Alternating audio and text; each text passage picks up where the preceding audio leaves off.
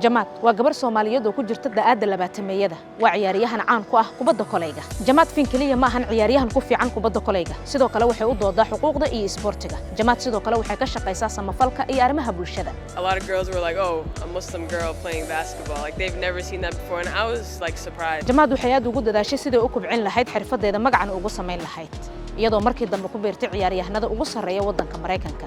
laakiin intaas kuma aysan joogsan